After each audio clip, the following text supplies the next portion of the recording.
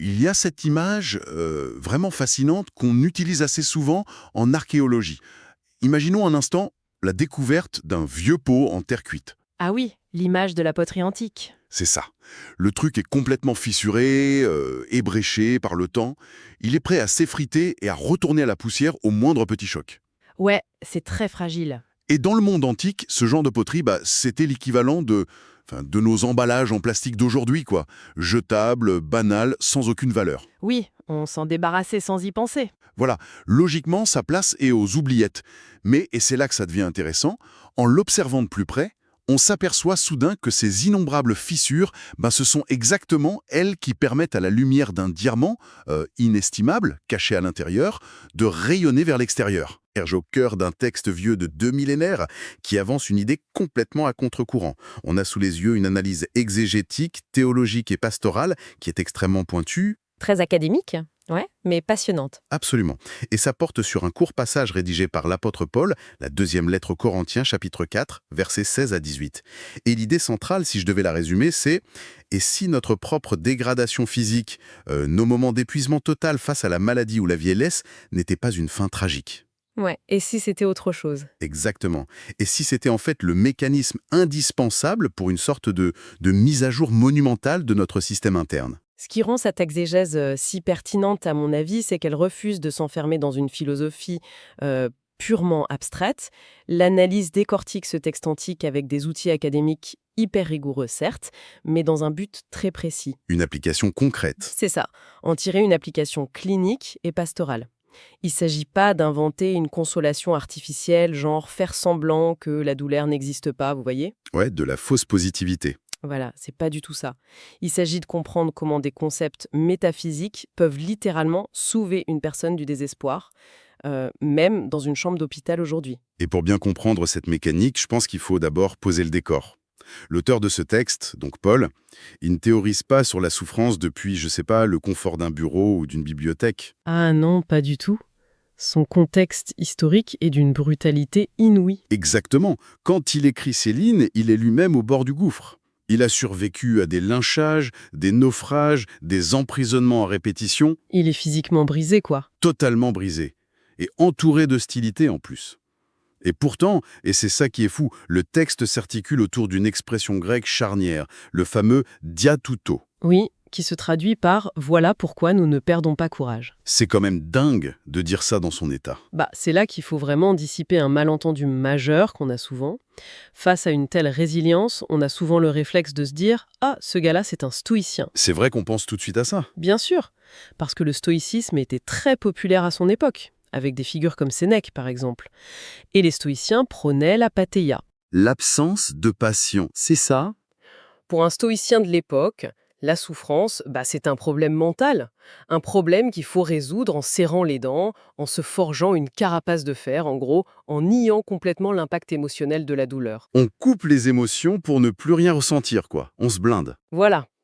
Mais notre analyse souligne que Paul est exactement à l'opposé de ça. Il est défini dans notre document comme un théologien de la croix. Et ça implique quoi, concrètement? Ça signifie qu'il regarde la vulnérabilité bien en face. Il la ressent profondément, dans sa chair, mais il lui perçoit une finalité transcendante. La faiblesse, c'est pas un échec honteux qu'il faudrait masquer derrière un visage de marbre, voyez? D'accord, donc c'est pas du tout le déni stoïcien. Non, c'est le réceptacle même, voire la condition préalable de la puissance divine. C'est ce que l'auteur de l'analyse appelle une résilience théologique. Et c'est précisément ce que symbolise cette fameuse image du trésor dans des vases de terre, qu'il mentionne un peu plus haut dans son texte au verset 7. D'ailleurs, pour rendre ce paradoxe du vase de terre très concret pour ceux qui nous écoutent, j'aime bien prendre l'exemple d'un vieux smartphone. Ah oui, l'analogie technologique, allez-y. Ouais, je trouve que ça parle bien. On a tous connu ce moment où notre téléphone a fait son temps, quoi. L'écran, c'est un véritable réseau de toiles d'araignée à cause des chutes, la coque est complètement rayée, le bouton principal ne répond qu'une fois sur deux, et la batterie, n'en parlons pas, elles fond à vue d'œil. Une catastrophe ambulante. C'est ça.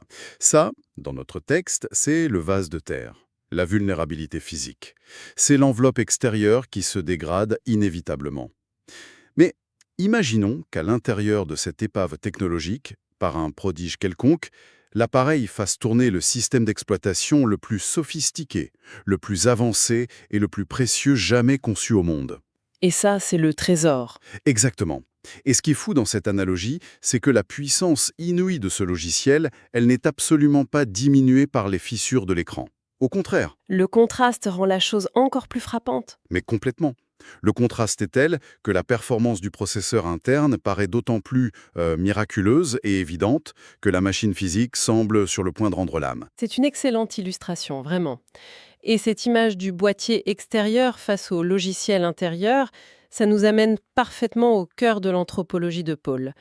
C'est ce que le document appelle l'anthropologie de la dualité. D'accord. Pour expliquer ce qui se passe dans l'être humain face à l'épreuve, l'auteur utilise deux concepts grecs fondamentaux dans le texte original. D'un côté, on a l'exo-anthropos, Donc l'être extérieur. c'est ça, et de l'autre, on a l'éso-anthropos, l'être intérieur. Alors, attendez, une seconde. Je me fais un peu l'avocat du diable, mais quand j'entends parler d'un extérieur matériel qui se dégrade et d'un intérieur spirituel qui serait le seul truc qui compte vraiment, mon radar s'active tout de suite. Je vois très bien où vous voulez en venir. Est-ce que c'est pas, au fond, tout simplement le bon vieux dualisme grec?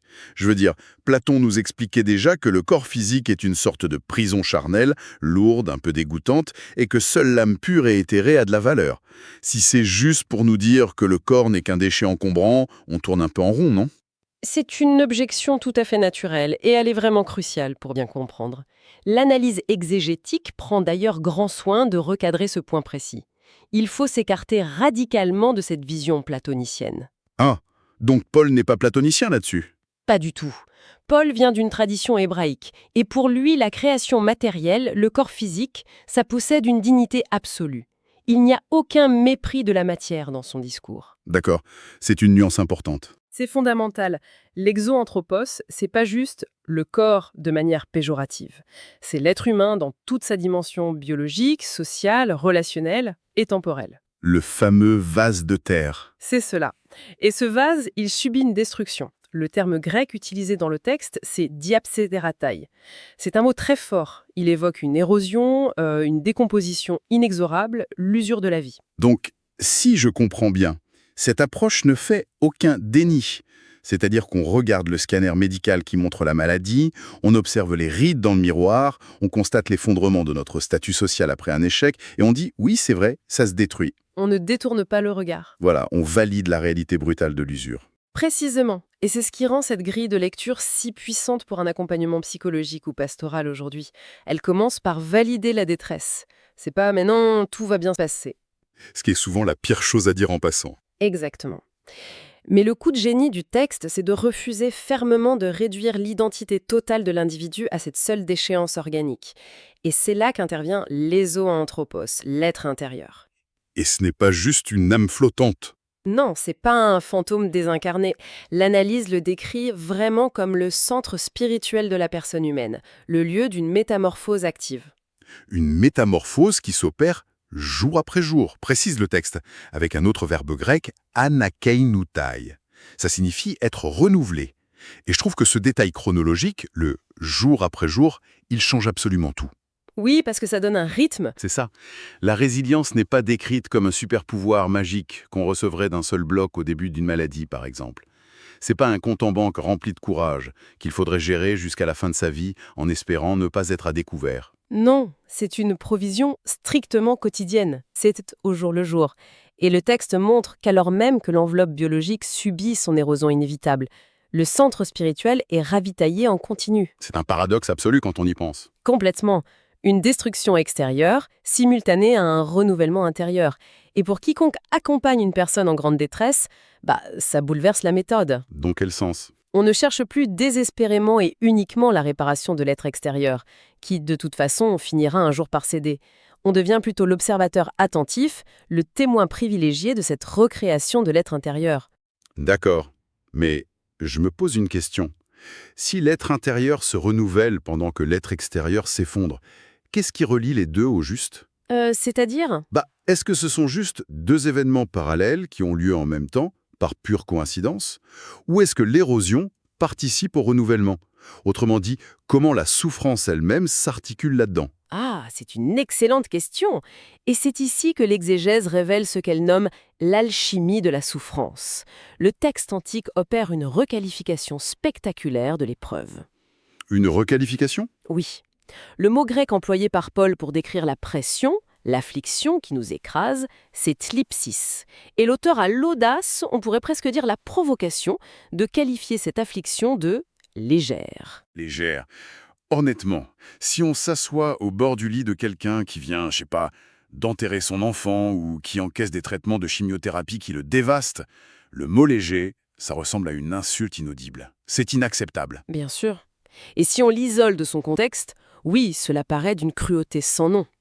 Mais le chercheur derrière notre document explique la mécanique linguistique à l'œuvre. En fait, il s'agit d'une hyperbole rhétorique. D'accord. L'expression, c'est katad hyperbolène, eis hyperbolène. Ça se traduit par d'excès en excès, de façon totalement démesurée. Paul ne dit pas que la souffrance ne fait pas mal. Il utilise plutôt une balance cosmique. Une balance cosmique, c'est-à-dire? Il place l'affliction sur un plateau de la balance et il place ce qu'il appelle la gloire sur l'autre plateau. C'est vraiment une question de proportion. Et pour bien comprendre cette balance, je trouve que l'analyse fait un détour vraiment indispensable par la racine hébraïque du mot gloire, le fameux kavod. Oui, le concept de kavod est essentiel ici. Parce qu'aujourd'hui, quand on parle de la gloire, c'est la célébrité, les abonnés sur les réseaux sociaux, les projecteurs, un truc finalement très superficiel et éphémère. C'est devenu très vain, oui. Mais dans l'Antiquité biblique, kavod, ça signifie littéralement le poids, la pesanteur, la densité. La valeur se mesurait au poids en fait. Une bourse pleine d'or a du kavod, elle pèse lourd dans la main. C'est une distinction fondamentale.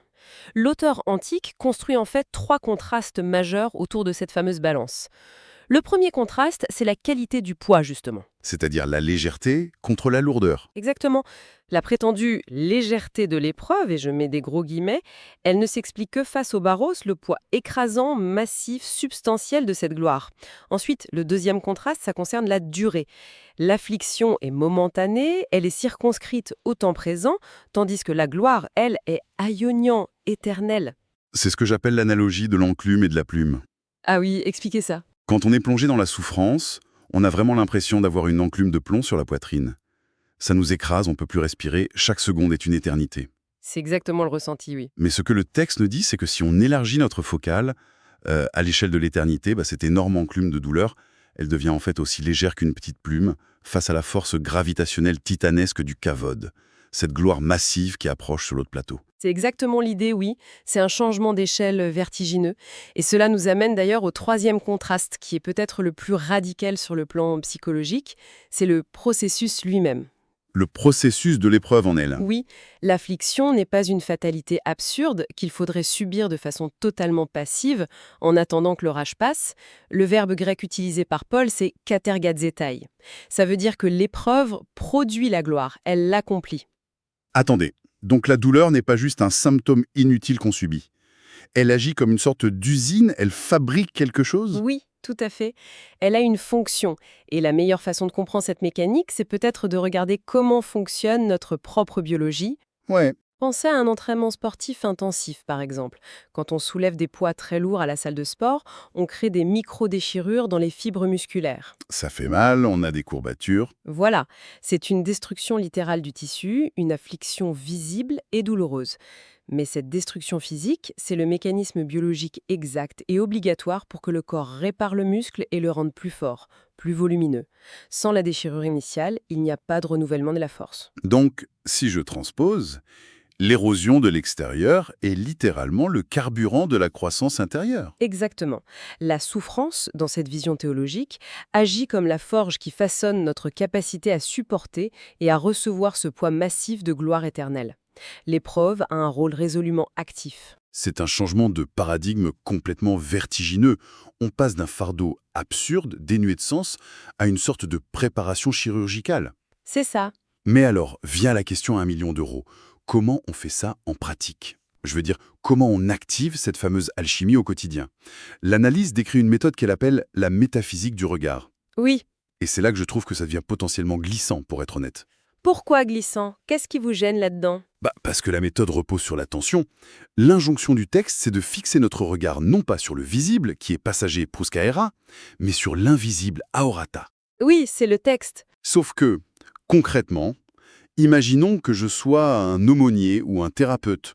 Je suis face à un patient qui vient tout juste d'apprendre que sa tumeur a métastasé. Si je le regarde dans les yeux et que je lui dis « Fixez votre regard sur l'invisible », est-ce que je ne suis pas juste en train de faire de la positivité toxique pure et dure, de l'encourager à s'enfermer dans un déni psychologique total en ignorant les faits médicaux? C'est le piège évident, je vous l'accorde. Mais l'analyse démontre avec beaucoup de finesse que l'intention du texte est tout autre. La source parle d'une véritable pratique clinique de la foi. C'est-à-dire, Ce discernement métaphysique ne consiste absolument pas à fermer les yeux et à prétendre que le visible n'existe pas. On ne nie pas la tumeur. On ne déchire pas les résultats d'analyse sanguine en disant « ça n'existe pas ». ouf, d'accord. Donc on ne fuit pas la réalité clinique. Bien sûr que non, mais on refuse catégoriquement d'accorder à cette réalité visible le statut de réalité ultime. L'invisible, dans ce contexte philosophique, c'est pas le pays des merveilles ou un truc complètement irréel. C'est quoi alors? L'invisible, c'est le fondement même de ce qui soutient le visible. Pour l'accompagnant, le thérapeute ou l'aumônier, cela se traduit par une mission très claire: aider la personne à recalibrer sa narration personnelle. Recalibrer sa narration. Donc c'est l'aider à ne plus se définir comme étant juste un patient en phase terminale ou juste un chômeur surendetté par exemple. Exactement. Quand la maladie ou l'épreuve frappe, le grand risque, c'est de laisser l'identité entière être absorbée par les symptômes. Les horaires de médicaments, le bip incessant des machines à l'hôpital, l'exoanthropos, donc l'extérieur, il a tendance à monopoliser absolument toute la bande passante émotionnelle. Ce qui est normal, ça prend toute la place. Oui, c'est humain. Mais cultiver l'attention à l'invisible, c'est aider l'individu à s'ancrer dans ce qui ne s'efface pas. C'est le reconnecter à cette métamorphose intérieure dont on parlait. Ouais. C'est stabiliser l'âme, en fait, en lui rappelant que l'être intérieur continue de se déployer avec une vraie majesté, même si le corps lâche. C'est une démarche d'une grande dignité, je trouve. Parce que lorsqu'on applique cette exégèse, disons, dans une chambre d'hôpital ou de soins palliatifs, on ne vient plus offrir une consolation bon marché. Le genre de « allez, courage, ça va aller » qui sonne toujours tellement creux. Non, c'est bien plus profond que ça. Le but, c'est carrément la transfiguration du sens même de l'épreuve. On ne se limite plus à prier ou à espérer juste un soulagement physique. On accompagne activement le renouvellement de la volonté de la personne. On l'aide à forger son kavod, en quelque sorte. Voilà, on redonne une dignité royale à celui ou celle qui se sent totalement démuni, dépouillé de tout. Cette approche prouve de manière éclatante que la défaite de la chair, l'effondrement du fameux vase de terre, ça n'équivaut absolument pas à la défaite de l'esprit. Au contraire, cette fragilité extrême devient la scène principale où opère cette transformation. D'ailleurs, il y a une expression magnifique, très poétique, à la toute fin de cette analyse exégétique. Le document décrit cette usure inévitable, cette fragilité quotidienne, non pas comme un lent naufrage désespérant, mais comme une liturgie de l'ordinaire. J'aime beaucoup cette formule. Moi aussi. L'idée que chaque douleur ressentie, chaque renoncement physique, c'est un pas de plus dans une préparation méticuleuse pour l'éternité. C'est, selon les mots du texte, la promesse d'une aube qui ne connaîtra jamais de crépuscule. Et je trouve que l'image de notre vieux smartphone prend ici tout son sens. Le boîtier continue de se fragmenter, il tombe en morceaux, mais paradoxalement, la lumière de l'écran intérieur brille avec une acuité nouvelle, et elle brille précisément à travers les fissures. C'est très juste. Et au final, cette plongée au cœur de la pensée antique, elle nous force vraiment à réviser l'intégralité de notre système de valeurs. Complètement. On passe notre existence, surtout aujourd'hui, à investir frénétiquement dans l'exoanthropos, l'enveloppe extérieure, et on est absolument terrorisé par sa dégradation. Oui, on fait tout pour cacher les signes de l'âge ou de la faiblesse. C'est ça. Mais le texte nous démontre que cette dégradation n'est pas une fin pitoyable. C'est le véhicule même par lequel l'essence véritable de l'individu est révélée, consolidée et, finalement, préparée pour son plein accomplissement. Ce renversement total des perspectives nous amène, je pense, à une pensée finale pour clore notre échange. Une question à laisser infuser dans notre esprit bien après la fin de cette exploration. Je vous écoute. On vient de voir comment cette sagesse, qui a quand même 2000 ans, affirme de manière hyper contre-intuitive que le monde visible, celui qu'on touche, qu'on mesure, qu'on soigne frénétiquement, est par définition éphémère. et que c'est l'invisible qui porte la véritable gravité, le véritable poids de notre existence. Alors face à ce constat, posons-nous la question pour nous-mêmes. Se pourrait-il que nos angoisses constantes liées à notre image, notre obsession pour la santé parfaite, les signes de déclin physique et les bilans matériels qui siphonnent toute notre attention au quotidien, se pourrait-il que tout ça soit en fin de compte la véritable illusion? C'est une perspective qui donne le vertige. N'est-ce pas?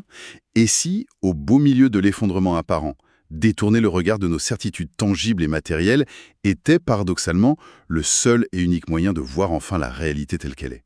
Je laisse ça là-dessus pour aujourd'hui.